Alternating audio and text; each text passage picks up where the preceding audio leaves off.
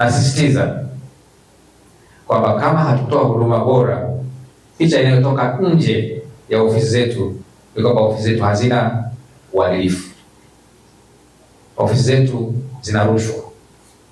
Hata kama hatutoi au kupokea rushwa, lakini tunatoa taswira ya kwamba ofisi zetu hazina uadilifu, ofisi zetu zina rushwa.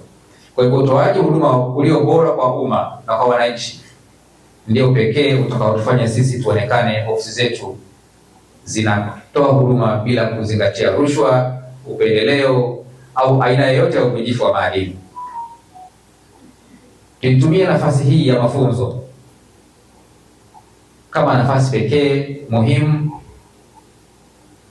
kwa ajili ya kuongeza maarifa.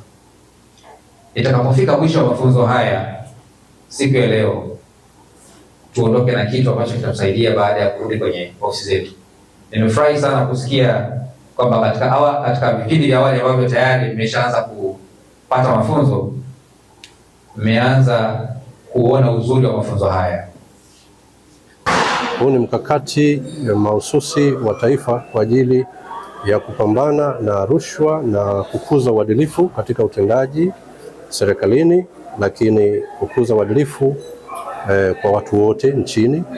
Mkakati huu ni mkakati unaotekelezwa kwa kipindi cha miaka 7 kuanzia 2023 na utaendelea kutekelezwa mpaka 2030.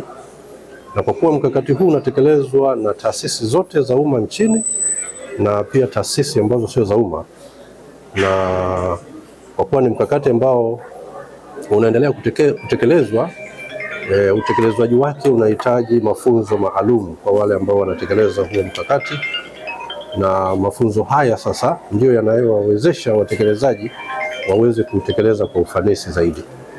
Jitihada zinazofanywa na serikali kupitia utekelezaji wa mkakati huu zimeonyesha mafanikio ya kupungua kwa hali ya rushwa nchini.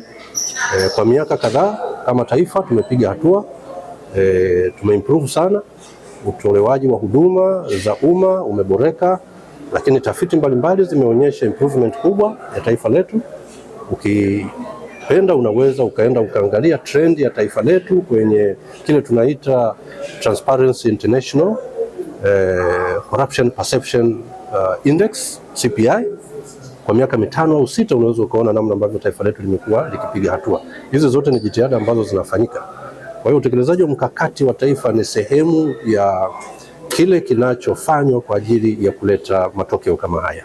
Kwanza amekwenda kutukumbusha wajibu wetu kama viongozi, namna gani ya kusimamia mustakabali mzima wa majukumu yetu.